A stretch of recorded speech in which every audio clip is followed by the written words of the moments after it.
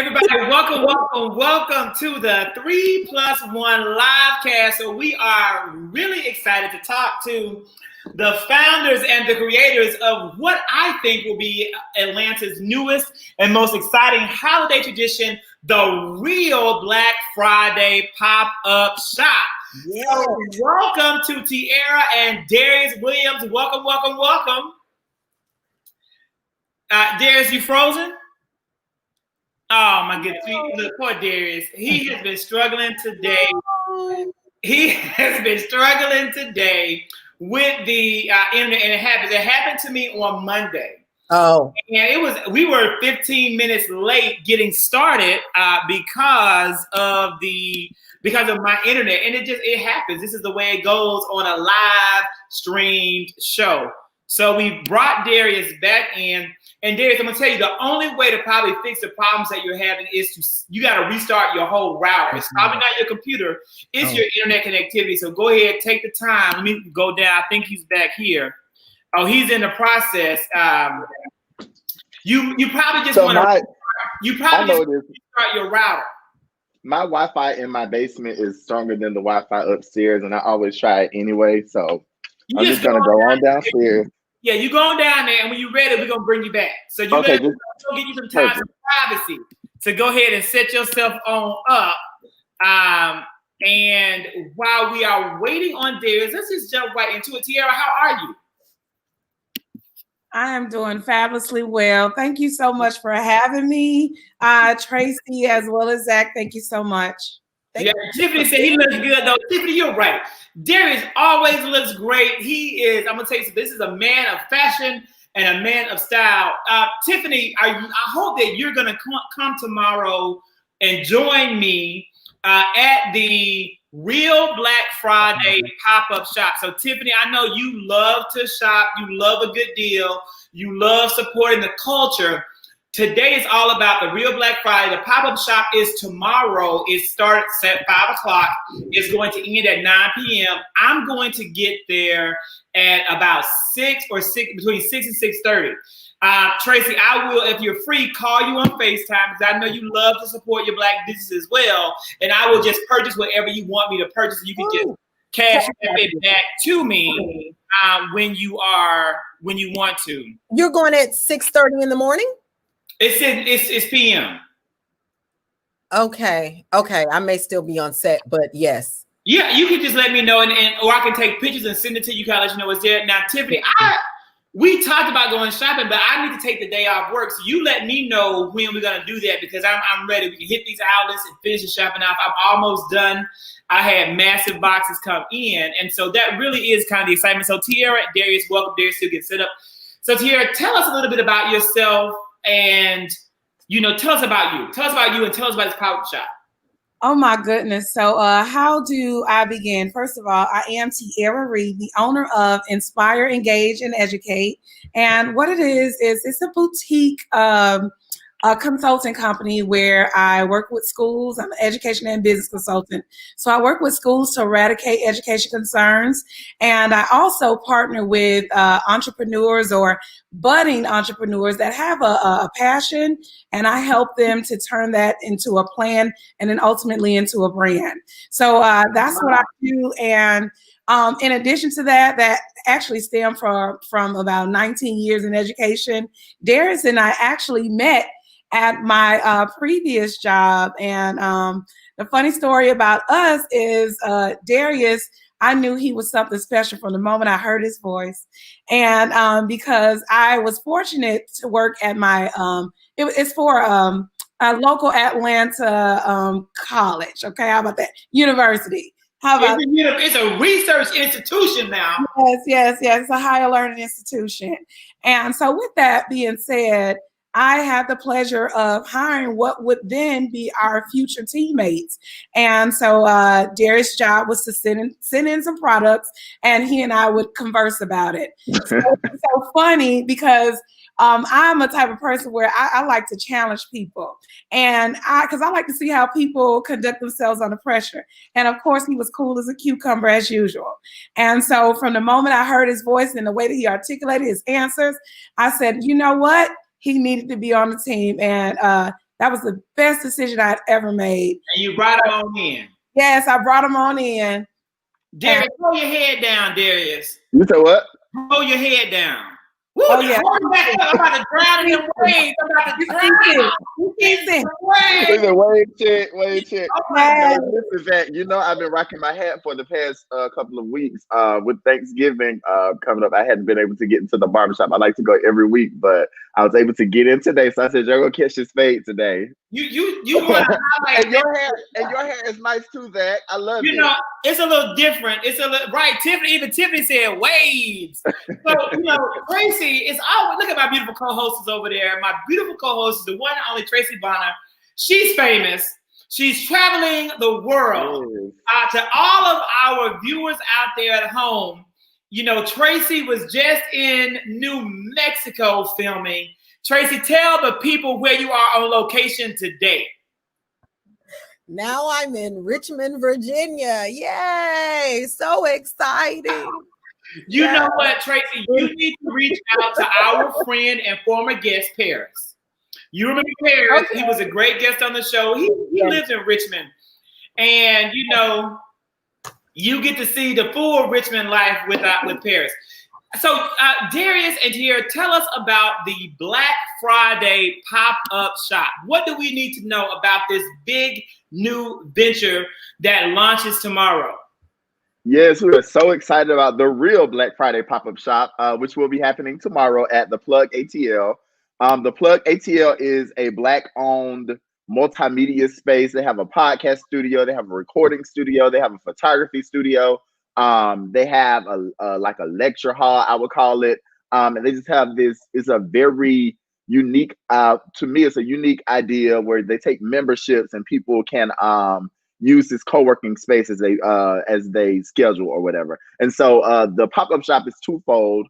We want to do this quarterly. We want to highlight a Black-owned business in this way by sharing with everyone the Plug ATL and its amenities, but also want to bring together other entrepreneurs in the area who have products and services that people may or may not be familiar with. And so our goal is to bring all of our networks together in one space with hopes of, elevating the businesses that are around us. Right in time for the holidays. So as you all are thinking about your gifts and the things that you're going to purchase to show your love to your loved ones this holiday season, think about supporting the real Black Friday pop-up shop. And I shared some stats as we went on another show. In the Asian community is able to circulate their dollars for about 27 days or 30 days. And I think that the Jewish community is about 22 days. The white community circulates their dollars about 17 days. And the Black community, we circulate 6 hours, only 6 hours. And so what that tells us is that we have to come together and be more intentional about supporting Black-owned businesses. And Zach and I, we talk a lot about this on our the other show that we do, just making sure that we keep our attitudes towards Black-owned businesses as a whole positive, because no one gets it right every time. And when someone doesn't get it right, you let them know that lovingly, but you never want to pinpoint and say that, oh, well, I don't support any Black-owned business because I had a bad experience with a Black-owned business. And I think a lot of people play into that rhetoric, and it doesn't help any of us advance. So that was a mouthful. Tiara, did you want to jump in? Well, you know what? First of all, you said it so eloquently. And when it comes down to our community and circulating resources and revenue, we do have to ensure that we're doing group economics. Other races have been doing it, and our ancestors have been doing it for long before us. I know when everybody jumped on the bandwagon of doing everything, what was it called? So Cool or Suco or whatever it was? So Cool, the So Cool thing. Did you do So Cool? So Susu. The blessing loan. Yeah, the flower. Yeah, the flower, the frog, the jump, all of that. So I didn't give $1 to the scam. Listen, but you know what? We've all had different experiences with it, but to be honest, the method behind it was phenomenal. Just understanding that put something, if I want to say colloquialistically, put some with some, get something, okay? Meaning that we all can come together and bring just small nuggets and actually make something that is worthwhile, a huge experience. So that's pretty much what our event is centered around. Of course, like Darius said, we're going to be doing this quarterly because we know, as with our small businesses, they always need just a little bit of a push before they make it out of the quarter to ensure that they get as much awareness and receive the revenue that they need. And you know what, Tiara? I'm sorry, Zach, I just want to add, because to that point, Tiara, I did have a couple of friends who had businesses or have businesses that are idle right now. And so when I reached out to them, I wasn't aware that they were not selling their products right now. But a few of them were like, this has been the push that they need to jump back out there, because a lot of times it can be discouraging when you don't get as much support as you did. Exactly. But it can be discouraging when you invest, as Rhonda said, when you invest into a business and you don't necessarily get the return that you were hoping for. So the other thing is that we wanted to encourage other businesses to jump back in it. And then also, I have all of my friends who don't yet have businesses or don't yet have products or services. Their goal is to have something in place by the next one, so that we can get everyone tied into entrepreneurship. It's a beautiful concept. I love the concept. I love it. It is one of the this is the most exciting business concept I have seen in 2020. Of everything that I have seen people do entrepreneurially during the pandemic, this is the most innovative and the one I'm proudest of, period. And I would love for 3+1, whatever we need to do, we want to be a part of it from, it's too late to get in on the front end because I didn't know about it. You snuck it through me in the cloak of darkness, but I want to be a part of it, whatever we need to do. The brilliant model that you guys have, was first done by the Village ATL, and I have always gone to the Village ATL. I watched them grow, I watched them expand, and now they have a storefront. I am going to be honest and say that I was disappointed that small businesses and new and emerging voices in the entrepreneurial space no longer had a place for this at this pivotal time of year. And as soon as I thought that, bam, this came across my timeline via Darius's IG. So this is just absolutely phenomenal. This is what I want to know, and I want you guys to share with our viewers. And viewers out there, I want you to shoot out and shout out a Black-owned business. Shout out and share your favorite Black-owned business. Tell the viewers what company, you both get just one. Give me each one company that you're most excited that you're not a part of that will be present on tomorrow.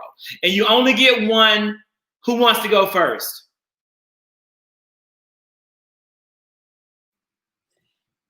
It's okay. It's really not fair for me to just select one. You got to. You don't have a choice. I done gave you the rules. I know who you better select.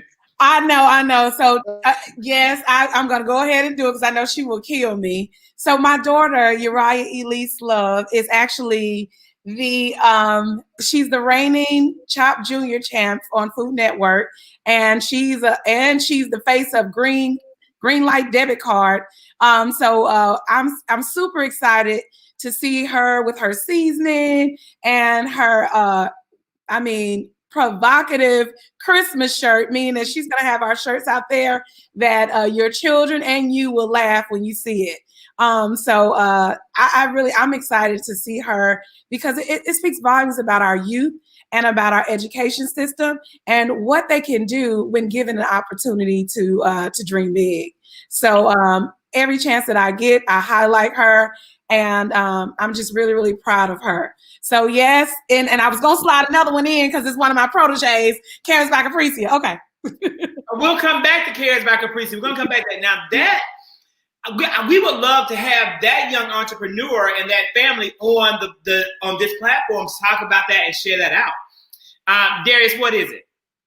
Okay, so for mine, you're gonna get me in trouble, Zach, because so I have a friend group that I've been friends with since second grade, and in 2020, all of us started a business venture, and then we have a couple more who are starting theirs coming in 2021. But I'm so excited. Two of my friends got married last year, Frank and Jazz Ivy.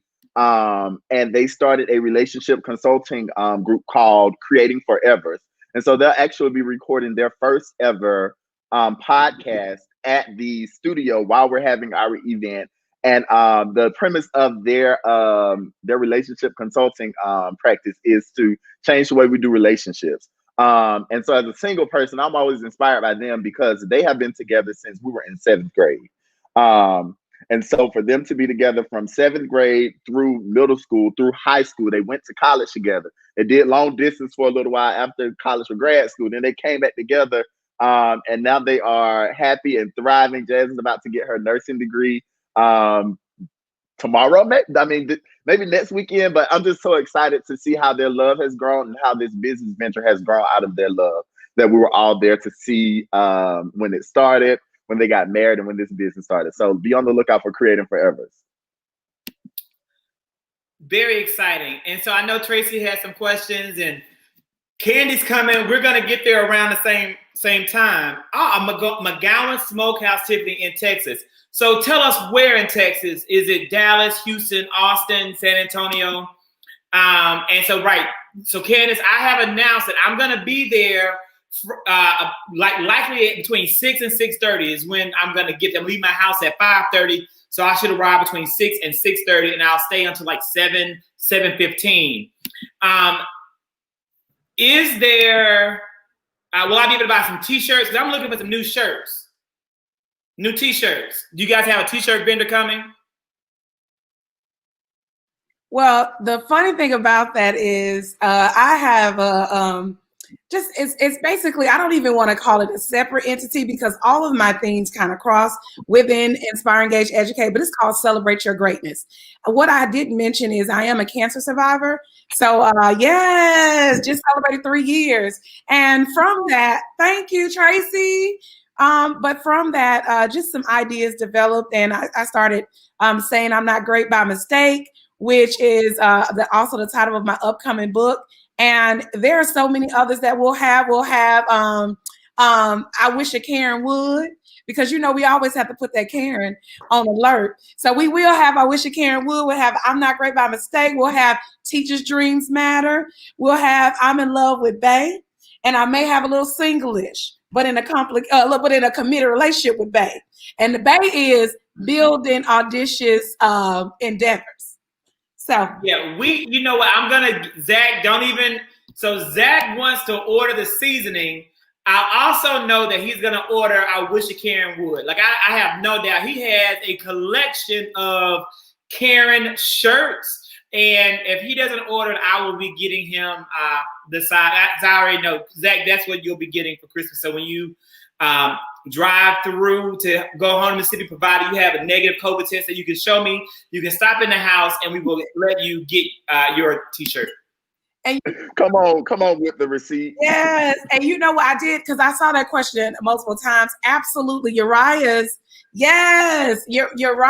seasoning is not only sold online, it'll also be at the pop-up shop tomorrow, but you can go to her page. Actually, you can Google her, Uriah Love, but Uriah.love is the Instagram. And of course, she has a link tree. You go to her online store. So that's a lot of steps, but go ahead.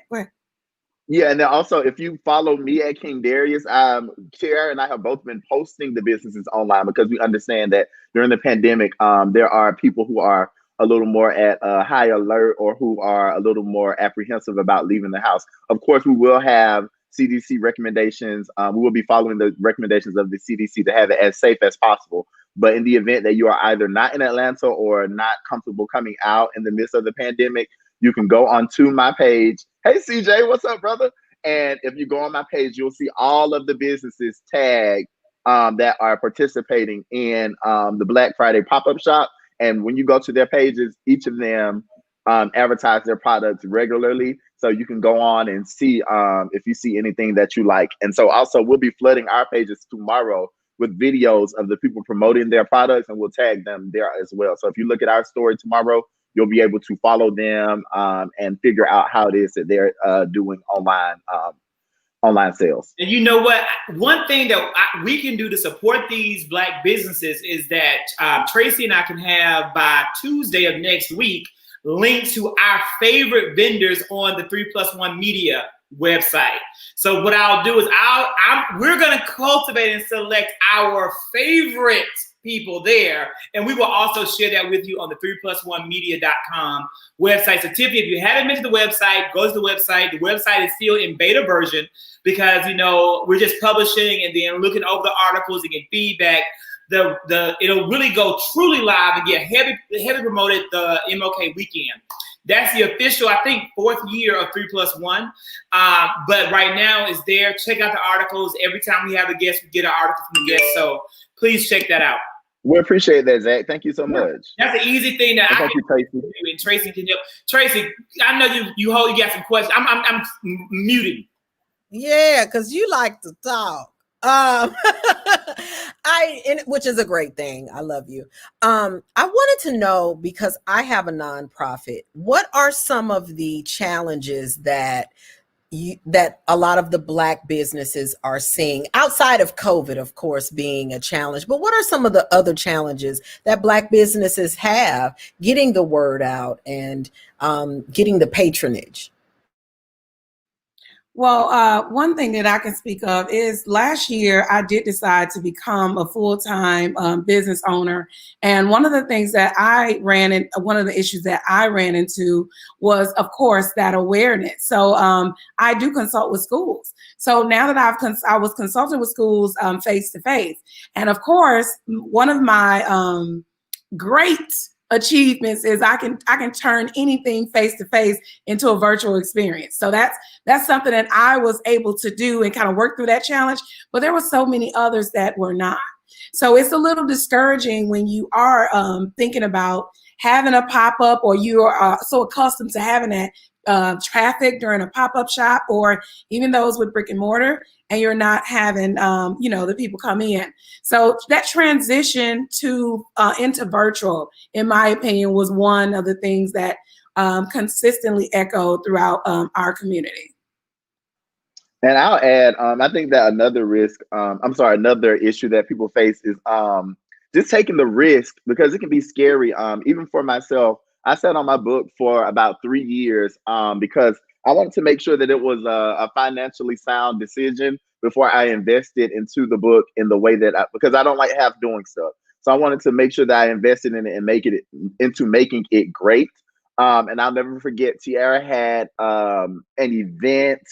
It was like a network and chill event or something like that prior to the pandemic, maybe last year this time, or a little before this time last year. And I was talking to one of the business owners, and I was like, yeah, like I can just be so afraid. Sometimes I'd be so afraid to put like, an extra $500 towards my book, but then I can go to the mall and drop $500 like it's nothing because, I like my clothes. And he was like, let me stop you right there, because you're not ready.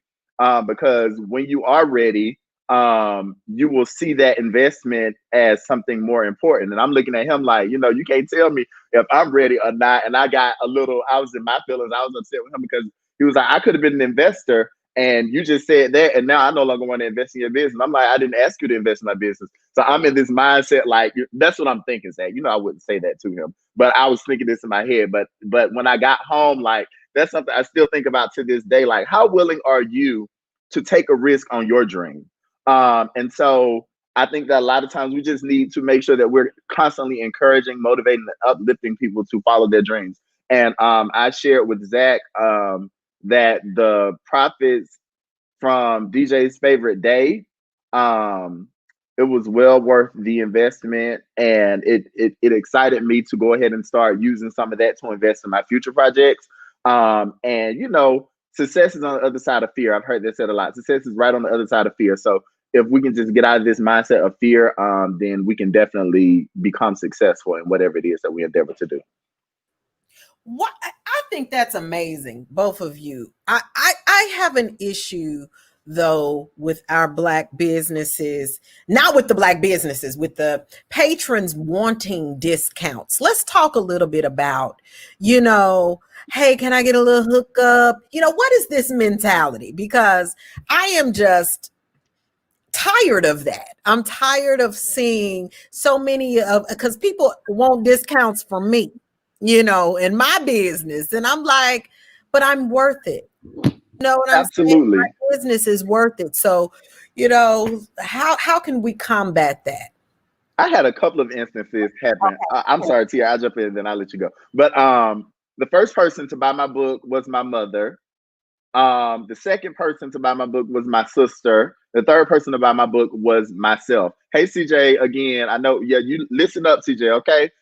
So the third person to buy my book was myself. And so no one asked me for, right, not even my mom expected to get a free book. And so my thought process was, if my mom didn't expect to get a free book, then that means that no one is getting a free book. You know what I mean? And then I did run into, I hope she doesn't mind me mentioning this. I ran into Dr. Contessa, Dr. Contessa Metcalf. She's on Married to Medicine. And we were at an event that I was the project manager for, and I offered a book to her for her youngest son, for Landon. And I signed the book, and we had a conversation. And that was the end of it. I gave her the book. And by the end of the event, she came back to find me. She came back to find me so that she could pay me for the book. And she said that the founder of Chick-fil-A, and I know that you don't do Chick-fil-A, but the founder of Chick-fil-A told her, is it Dan Cathy? Who is it? Or somebody? I'm not sure. You're right. It's Dan Cathy. The founder is Truett Cathy, but Dan's the he did. I think he did. If he ain't dead, it'll be coming soon. So it's his son Dan that's still around. Okay, but but carry on. Anyway, whoever it was, they gave her some advice. They said, you never give your book away, because if you give your book away, people won't read it. And that was the advice that she wanted me to walk away from on that day, or walk away with on that day. And so that kind of helped shake my mindset about how I'm going to do business. But no, I wasn't talking about you getting a hookup at all, CJ. You didn't ask for a hookup. CJ paid full price. He was very excited and willing to do so. Everyone did. I mean, CJ is a very supportive friend. He is very supportive. He's a good friend. He's a good friend to his friends. He is. He really is. And so, anyway, so yeah, Tiara, you jump in from there. So just to jump in, I agree, Darius. As soon as I saw that Darius had published his book, I bought two, one for me and my daughter, because I was just so excited to see he had launched himself. He had jumped, because that was a conversation that he and I had, constantly. Greatness ain't on you, it's in you, baby. So, just go ahead. It's in you. So just make it happen. But when it comes down to people, when I interact with people, because I'll be honest with you, my prices that I charge are on merit. The value that I add is it's immense. So when I say this is my rate, I mean that this is my rate, and sometimes that's not your customer. So it's okay sometimes with walking away from that discount or that $5 when you really know you need to get 1,000. And the reason is a lot of people who come to you with the mentality and their mindset isn't right, they're going to be more hassle to deal with. So you might as well wait for your perfect customer. And it's okay that you're not my customer. I wish you well. And that's it. That's it. And I heard at a brunch, it was Carl, I think it's Carl Curry. He said, I'm not going to come down on my price for you to come up. And that's pretty much what it is. Someone is asking you to surrender your position of power for them to actually, benefit for a lesser price. Is that fair? I don't think so. That I love it. I love it. Tracey?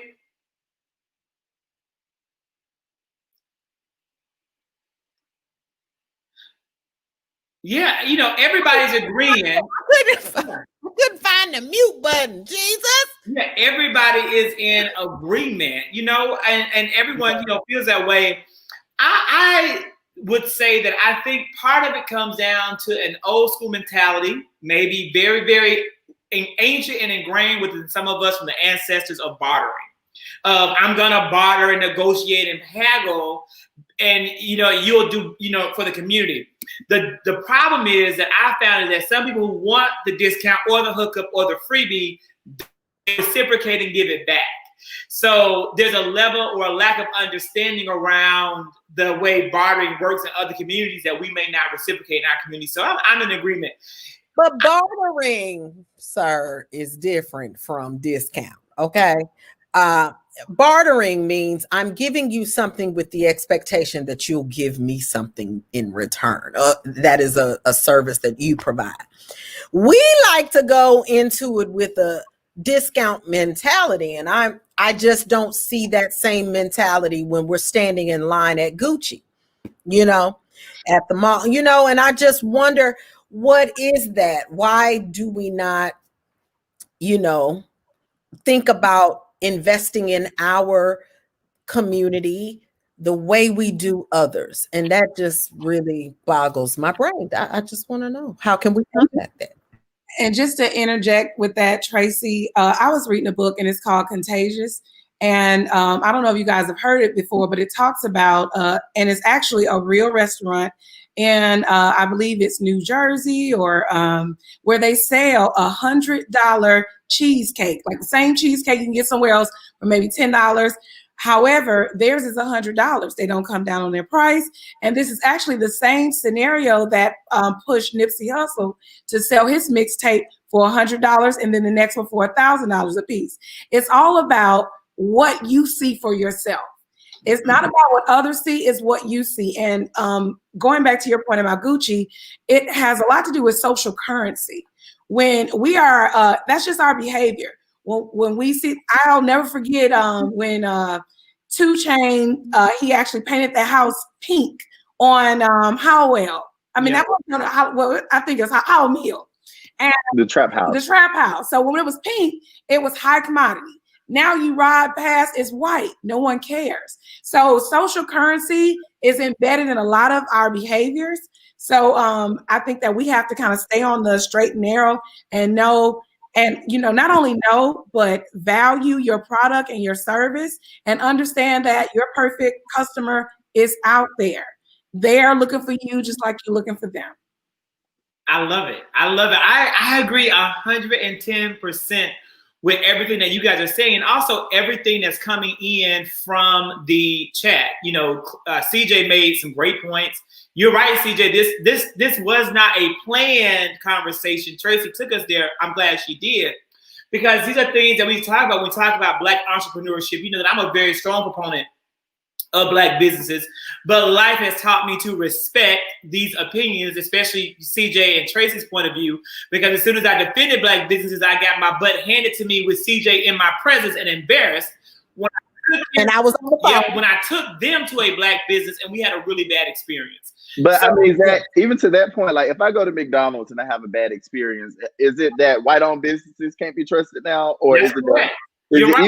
Is it even that all McDonald's can be trusted? It's just gonna be that one McDonald's right there on Northside Drive. So we just have to reprogram ourselves of the way that we talk to ourselves about Black people in general and the things that Black people do, because it transcends business. It's about Black people just as a whole. We have to do better about the way that we view ourselves and the way that we view each other. That's right. And we're getting ready to talk about Black people, and we're going to talk about some of these Black people right here. But before we talk about these Black people, because I have to say something about that. No, put it back on the big screen. Thank you. I'm gonna do even better than that. Let me do even better for you. Bam! So what Zach is referring to is customer service. CJ and I have an issue with customer service in our Black businesses. And yes, if I get poor customer service, I'm going to go somewhere else. But the issue is we don't have 7 slutty vegans.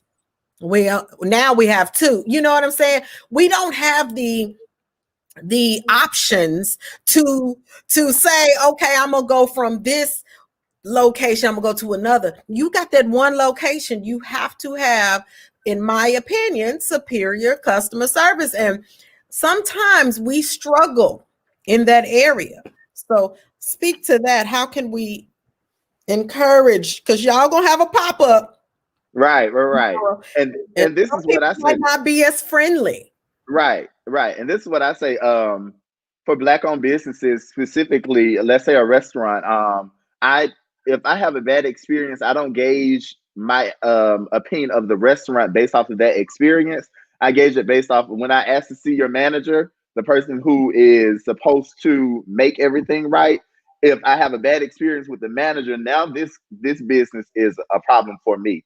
But any customer service representative or any waiter or server could be having a bad day, whatever. People are people. At the end of the day, that does not take away from the fact that I expect quality customer service. However, I will give a pass to the waiter. I will not give a pass to the manager. I will not give a pass to an owner of the business. So I think that it's just about what your personal preferences are and just your personal disposition towards situations like that. Because my mom is the type of person that is going to pull up and ask for it to be fresh as soon as she gets to the window. And so if it's not fresh when it comes out the window, it's going back inside of the window. She's the one that when you come to the table, based off of the energy, when you come to the table, we might already need a new waiter because I already understand, this is not going to go well tonight. And so in an effort to keep both of us in the current space that we are in, because I don't know what kind of funky space you may be in, but in an effort for both of us to just stay where we are, let me just get someone different. So it's just about how you maneuver the situation. But at the end of the day, I would not blast Black-owned businesses as an umbrella. I would be specific about what that business is, what it is that they did wrong, how it is that they can do better. And if they're willing to, compensate for whatever they did wrong, then I give it another try. But at the point that, like CJ said, I get rude, nasty, combative responses to me saying that, you need to get it right. I don't want to support them again. The front staff is a representative of the company. What did he say, Zach? Including the manager here. Of course, but still, people making. I've worked at McDonald's. I've shook fries at McDonald's before, so I know how grueling that work can be, and I know that sometimes you are not in a place financially to even care about what's happening. Sometimes that doesn't mean you get a pass. I just take it out a little less on that person that I'm interacting with, and I want it to be made right by the manager. So CJ said he is going to blast point blank, period. I am also I'm very serious about my money. I'm extremely serious about what I buy and what I pay for, and I probably am a lot more like Mama Vera. When I feel off the bat, like, no, you're not gonna serve me these cold fries and my money. No, you're gonna go ahead and put this on. Give me the right fries. Exactly. Now, give me my fries, and I want my fries right now. I literally told you guys before we started about I hate spinach. I like cooked spinach. I don't like raw spinach. Spinach is meant to be cooked. God meant spinach to come to this planet to be cooked. And for the salad. And the salad is nothing but like raw spinach with a piece of salmon on top of raw spinach. Ooh, Zach, tell my mom where you got it from. I got this nasty spinach from 6 Feet Under. But this now, y'all can have a whole meeting about 6 Feet Under. Y'all can have a whole meeting. Here's the thing. It's my fault because I went back to the menu and it clearly said fresh spinach. It didn't say any other kind of lettuce, so I should have known. So I'm not mad at 6 Feet Under and I won't complain, but let me tell you right now, had that menu not explicitly said spinach, I was going to take that salad back tomorrow and throw it in their face and get my money back. But what I'm going to do is just throw the salad in the trash and go and get something else after we conclude. The thing is this, I am less likely to publicly blast a Black business, but I am, and I'm praying about that. I had a bad experience at a furniture store. I've been looking for a coffee table for a year. In January, it'll be a year. I found the coffee table I wanted in a store called Our House, ARHAUS. They have a location in North Point Mall. They have one in Perimeter Mall. Found my coffee table. I was so excited to purchase a coffee table. I went in the store. For 30 minutes, no one spoke to me. I'm walking around the store, no one spoke to me. I have emailed their CEO, their founder, their social media and marketing team. I've emailed everyone about this experience. I'm not going to buy the table. My search continues, but that's the level that I go through first before, blasting. And I do the same thing with Black business because how else will the Black business get better if we don't let them know? So I try not to ever make it social, but I will, if we have to. Well, I'm an elite Yelper. I don't care who you are. Black, white, Orange Brown, I'm going to tell you, even if I did speak to your management. So get your shit together. Yeah. So does Mama like 6 feet under? Okay, so Mama does like 6 feet under. Yeah, me The too. first time we went, we had an amazing experience. One of my Morehouse brothers was actually our server that night. We had an amazing experience. And so my mom is like a creature of habit. Once she likes something, every time she came to Atlanta, it's like, let's go to 6 feet under. Let's go to 6 feet under. Let's go to 6 feet. So the 2 times after we went, we had she had a bad experience both times. And so finally I was like, listen, I live around the corner for 6 feet under. I'll come and sit at the bar and have lunch there. I'll come and have dinner there regularly. You're not going to ruin my experience at 6 feet under. Every time we come, you have a bad experience. And so we're going to put you on 6 feet under pause right now. And then we'll see if we can come back a little while later. But until they get it right, whatever it is they need to get right, you can't come back over here with me. So yeah, that's but we love 6 feet under. We're about to go last week. We might go next week. I might try out just to see if she can do it. Yeah. what you think, Mama? What you think? Yeah. So Mama's gonna let us know. I think that let Mama go back to 6 feet under. I agree with her. I also know Mr. Pisces, that you don't like those kind of confrontations at all. They make you very uncomfortable, and some Pisces friends that I have, it got to a point where we couldn't even go out to eat anymore. So, I know exactly I know how that affects you, but at the same time, we get what we pay for. And there's a lot of Black people. We will. You know what? We will continue this kind. We'll have a whole summit. We're gonna have a Black business summit. And we're gonna be here. We're gonna have CJ. We're gonna get a few people at the table, and we're gonna hash this out because it's a real issue. Because we got some Black people to talk about. And Mama said, "You get my food right, it won't be no problem." But what we gonna do about this right here? Now, this is a live flyer from your city, Tiara, from your city, Darius, from your city, Tracey. Although you're not in the city right now, this was a rally held on Wednesday in Alpharetta, Georgia, people. This was yesterday in Alpharetta. Not my city. I am from Decatur. Okay, and I'm city of South Fulton, baby, coming to you live. That's what I live in Southeast Atlanta. Alpharetta is a part of Atlanta, of Greater Atlanta. These individuals, including former state representative, the CEO of DeKalb, the largest Black community in the area, Vernon Jones, and this little young, I don't know this Baby Coon. I don't know who Baby Coon is. I've seen him out there. I've heard him do his baby coonery, but I don't know his name. But they were talking, and they gave speeches talking about stop the steal, and they're literally encouraging Republicans in Georgia to not vote on January the 5th. What do you guys think about this? Don't vote then. Don't vote. I think it's great. Please don't vote. Don't vote. Don't vote. We don't want you to. Listen, put the picture back up. Have y'all watched the Boondocks? Do y'all remember Uncle Ruckus on the Boondocks? Oh, and yeah. he was like, yeah. Vernon Jones. Uncle Ruckus. Don't trust them. Yeah, that's him all day. But Zach, please tell me what you call this young gentleman again. I just need you to hear it say one more time. What you call it? That's little Baby Coon. Baby Coon. That's little Baby Coon. That's I'm on mute. I cannot. My brand cannot take this. Yeah, but Tracey, no one's watching. I see who's here. There are no unknowns, and we'll just delete it. If anybody's offended that I call little buddy here Baby Coon, he's only like 15, 16 years old, and he's out here. But this is the thing. Let me be fair. This is a real point. That's not fair. He's probably not Baby Coon. This is the thing.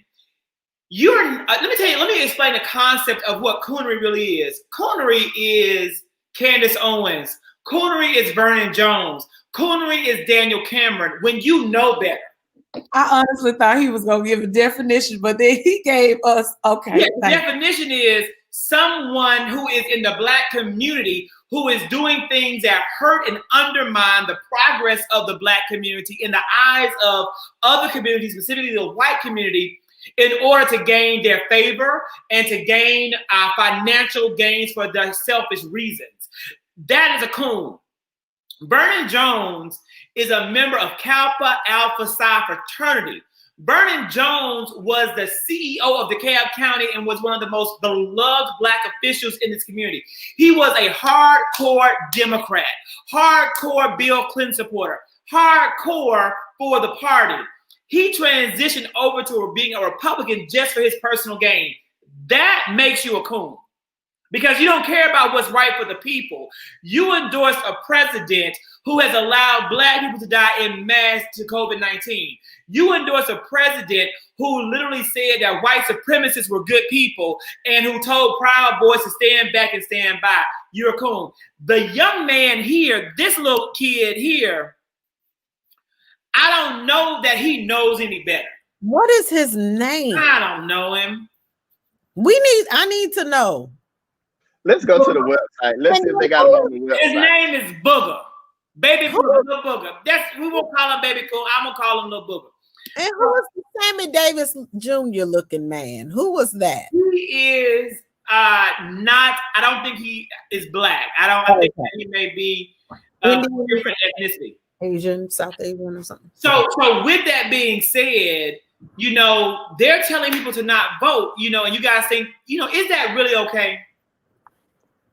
Yes, in this case, it is. But is any voter suppression acceptable? This isn't voter suppression if you don't vote, right? No, that's the point. Voter suppression is when someone encourages groups of people to not vote. They're suppressing their vote. No, but aren't they telling their peers to not vote? They are. They're telling Trumplicans and Trump supporters to not vote. So we don't care.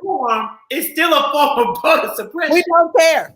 If they gonna be stupid enough to do it, I don't. I don't care. It does not benefit. It does not hurt me. I did some research. I found the young man. If y'all are interested really in knowing his name and things, his name is Chandler Crump. He's a 16-year-old conservative commentator, public speaker, and activist spreading the virus of intelligence. Stop the steal. Okay. All skin folk. Question.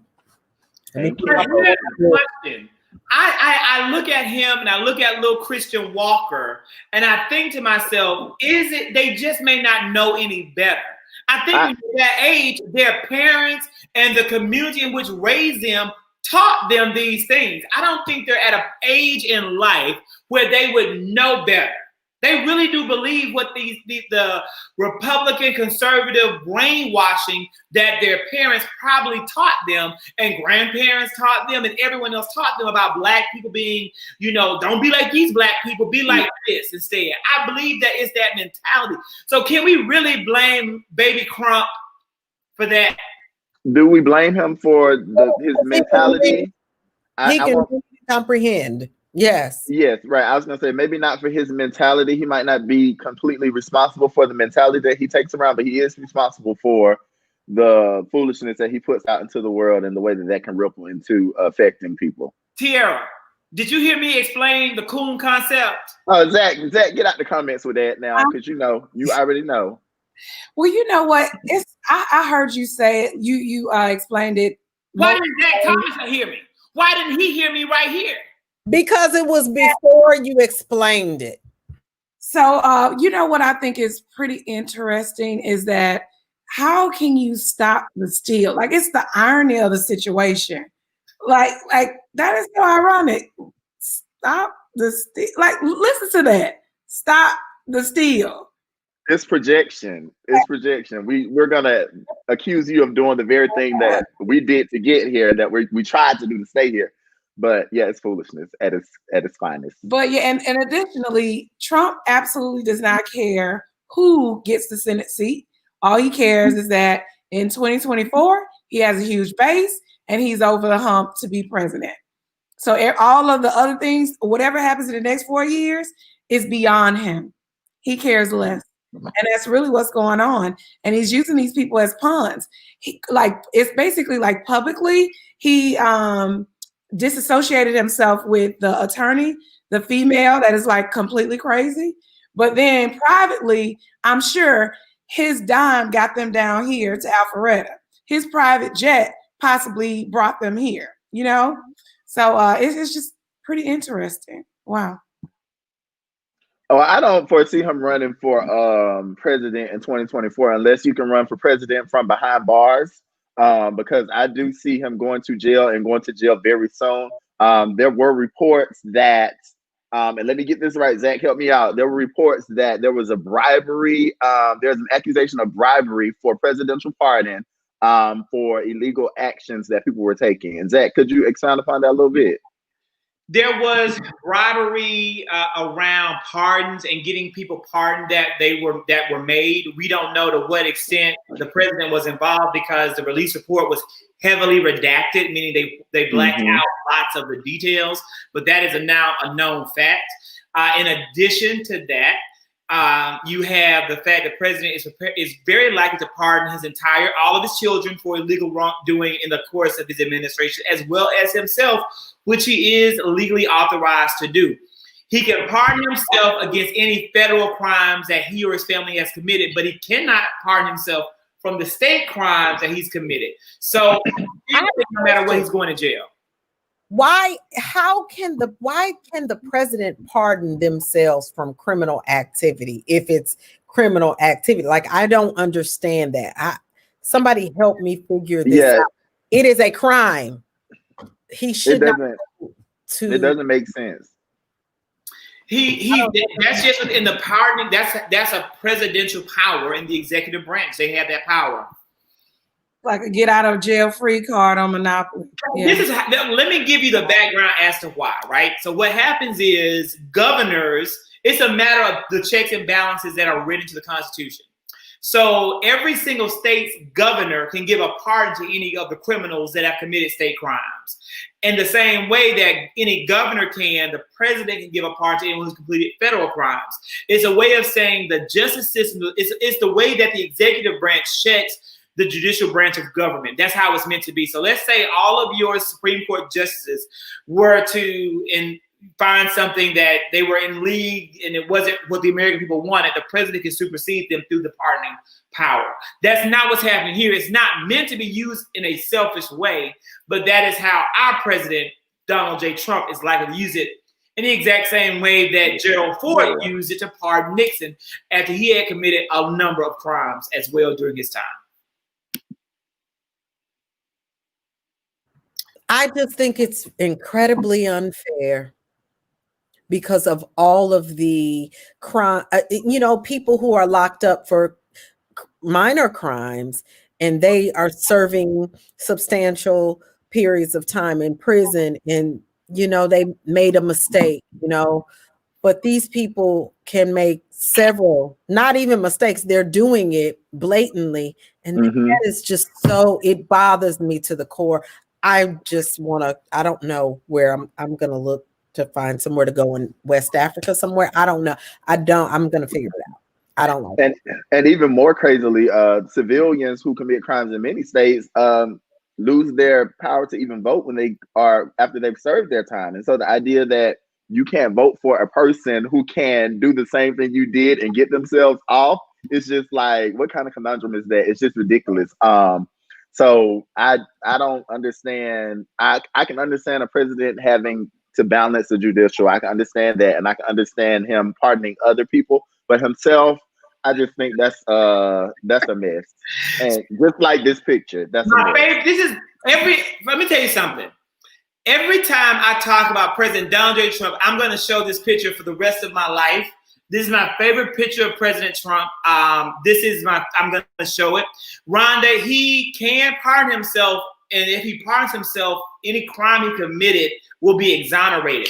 And so that's where we are now in regards to federal crimes that he may have committed while he was president of the United States. And the question is, are the people going to allow this to happen? Are people going to okay this? What they gonna do? They've okayed it so far. What they gonna do? Everything else he's done. At what point are his supporters going to fight back and realize? Never. This is the first time that I've ever felt like we have a dictator.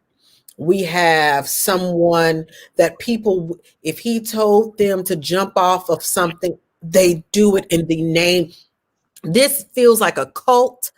You know, you remember the Waco situation back in 90, I think it was 94, 95, when those people stayed in there. I mean, and drinking the Kool-Aid, that was what, 1978? Like, people really follow these people. Or you have pastors in the pulpit who are doing certain things, and these people are still going and being a part of their congregations. When I saw that man, what was his name? Graham? What was his name?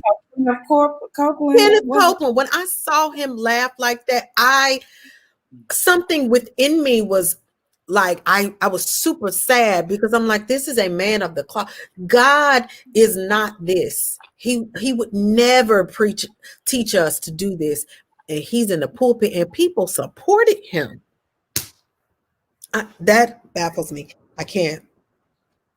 So one thing, this is a topic that I really, kind of, I've skirted around it. I'm going to throw it out here. I wasn't prepared to talk about it. I'm going to, because I just got a couple texts that came in.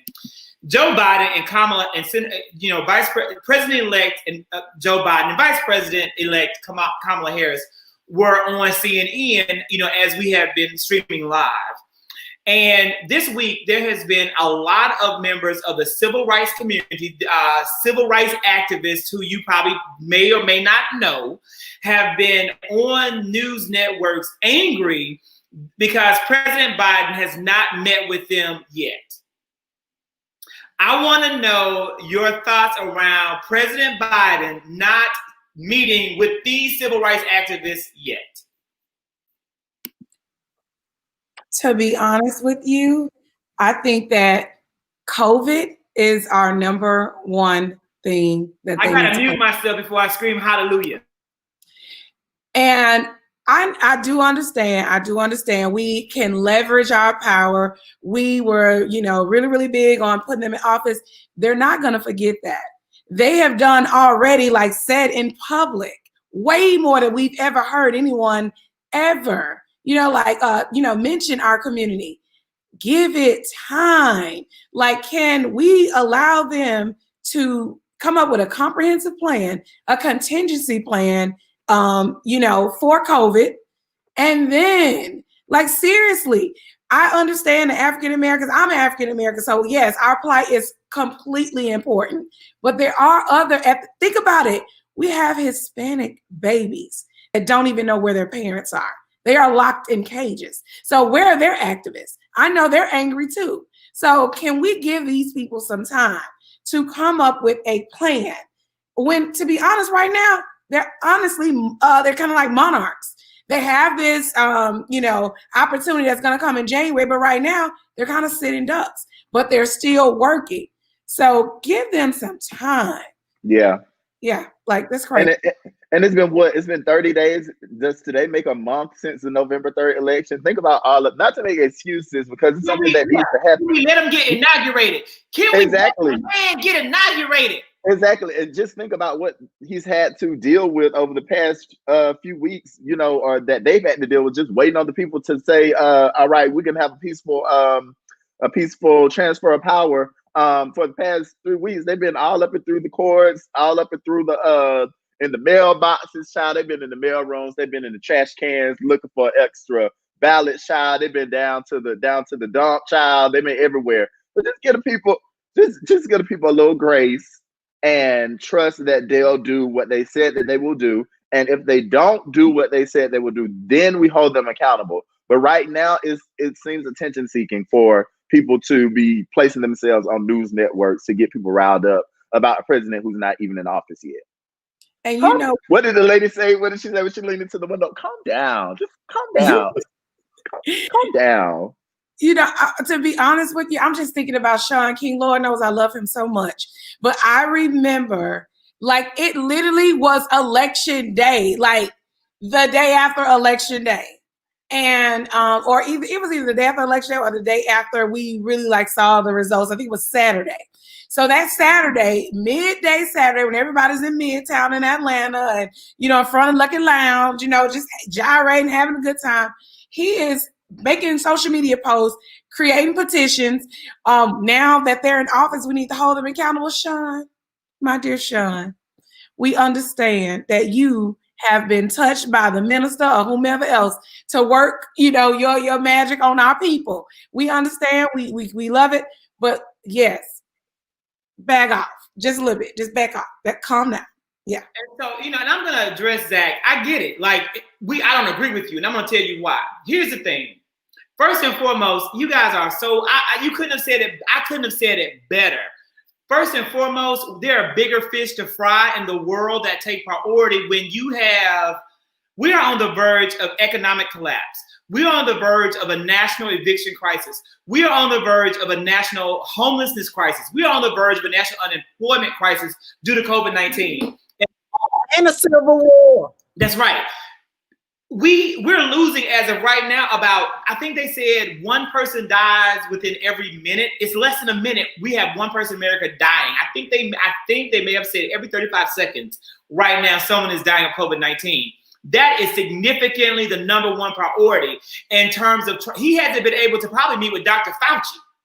So of course he's not able to meet with civil rights advocates. Number two, what makes these civil rights advocates think that they have the direct line to the president of the United States? Just because you gave out and shot out some really creative tweets during the national crisis, you think now you have the position of power to sit with the president because you tweeted something innovative and creative? Because you have a social media following and a social media presence and Black Twitter hoorahs you feel as though you should be the voice of the Black community.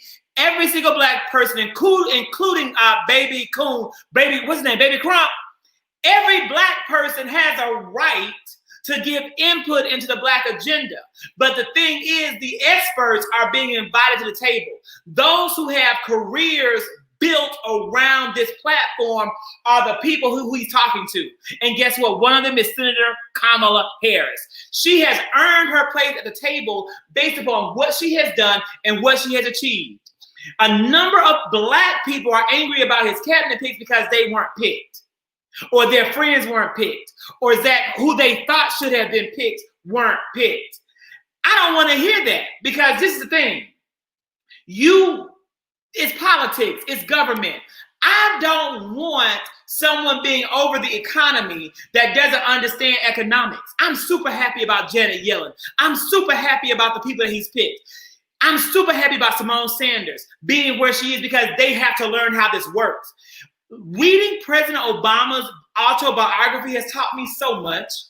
If you put people in places that they're not qualified to be in, not only are they going to fail, but you're going to fail. There's too much at stake right now to have underprepared, unqualified people at the table leading the work.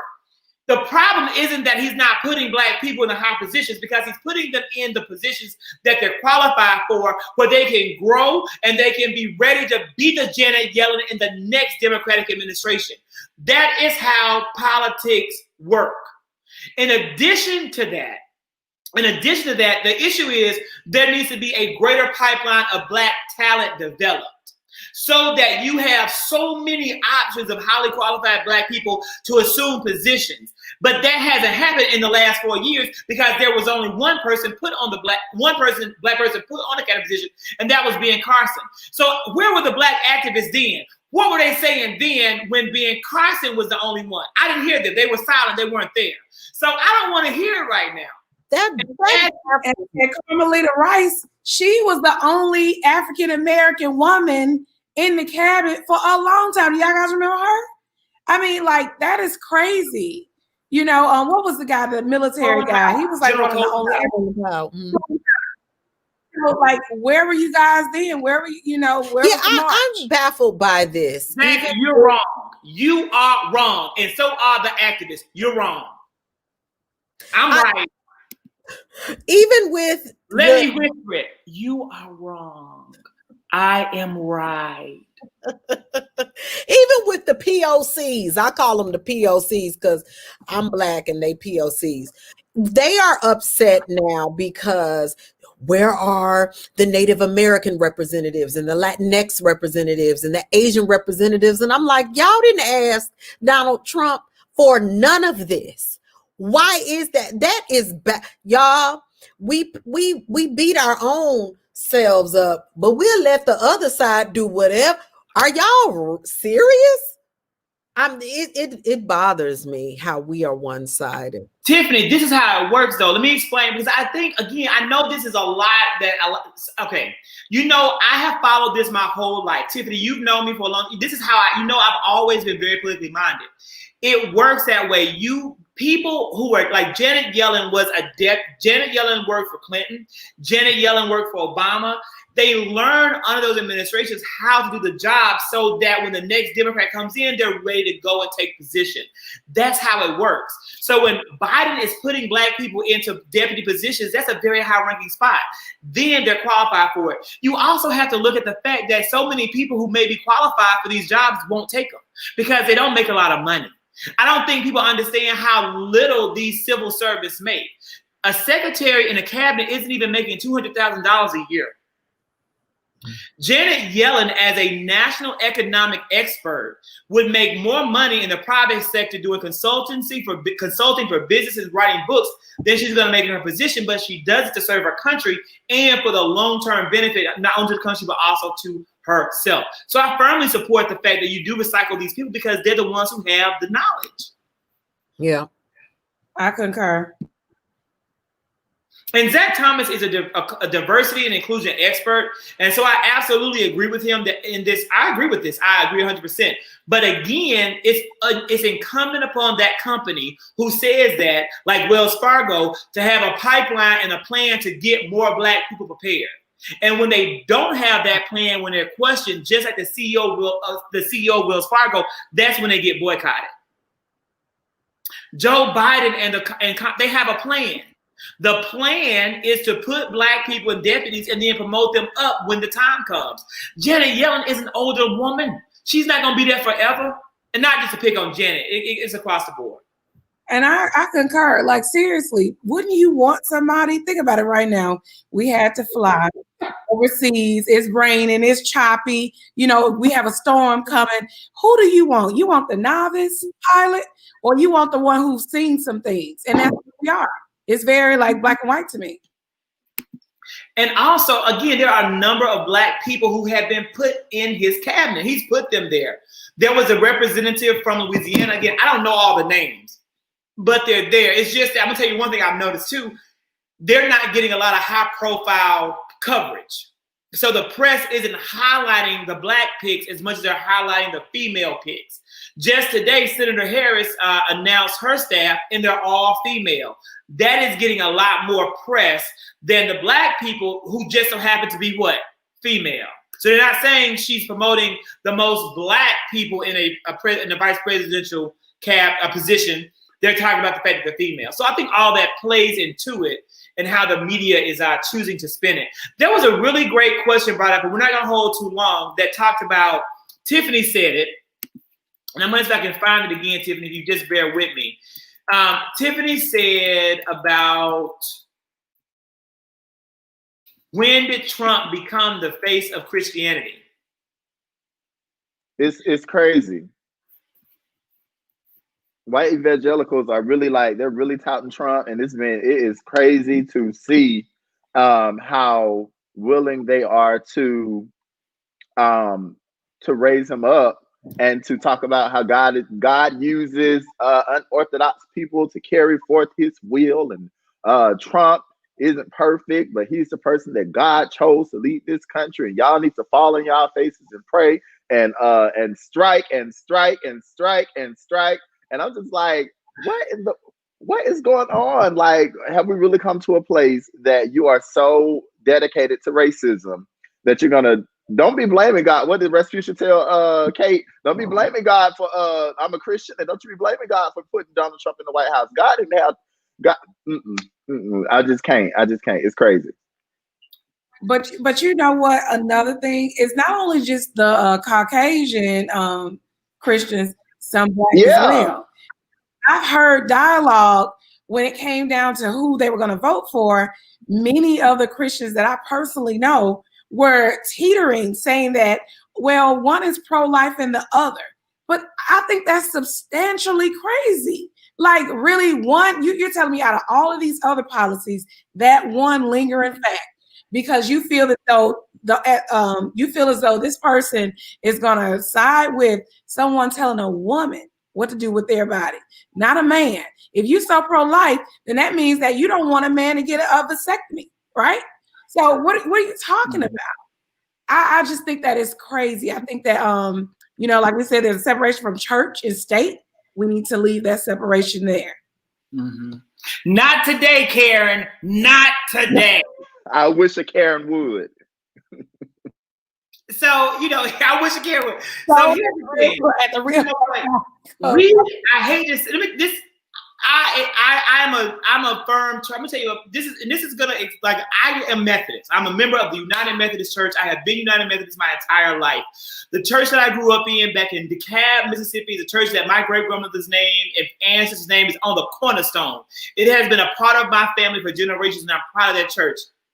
When I'm getting ready to pay my tithes go to my home church this year because I know they need it, and it's going to also go to Impact United Methodist Church, the church that I attend here in Atlanta. The United Methodist Church Impact is a very large church, makes a lot of money, but the pastor of that church isn't the one handling that money. It's handled by the United Methodist Church as a whole. So don't forget that these churches are a business. Donald Trump is a fledgling millionaire. And so I say fledgling, he's an in question millionaire because we really don't know if he really has any money like they claim. But don't think for a minute that these evangelicals are not being heavily financed to promote this man as the second coming of the Lord and Savior Jesus Christ. And there are lots of false prophets that have come before him and that will come after him unto the end of days. And it's unfortunate. But let those false Christians follow the false prophet. Let them do it. Because you know the truth when you hear the truth. And if you want to be beholden to racism and you want to believe in hate and you know that what this man talks about is the antithesis of Christianity, you still believe it, then you weren't meant to be a part of the flock in the first place. I have a very close friend of mine who said that Donald Trump is the chosen one. And that the because I called him, someone called him the Antichrist. And he explained to me, I couldn't believe this. No, the Antichrist is going to come and it's not going to be rah, rah. Antichrist is going to be someone we all adore, someone that can talk to us. And I just, a lot of Christians believe that. They do believe that, oh, he's not the Antichrist or he's not against the word. It's someone else that'll look a certain way. And so they probably think he's gonna look black. They can all go scary. It's scary. So sorcery. It's sorcery. Yeah, they are still my friend because they treat me with love, kindness, and respect. I've also struggled with that, Tracey. I was telling Zack. Zack was like, "I let it go," but I have someone very, very close to me, who actually had me thinking for a second, like maybe I just need to hear this out. But at the end of the day, it doesn't matter what points you make.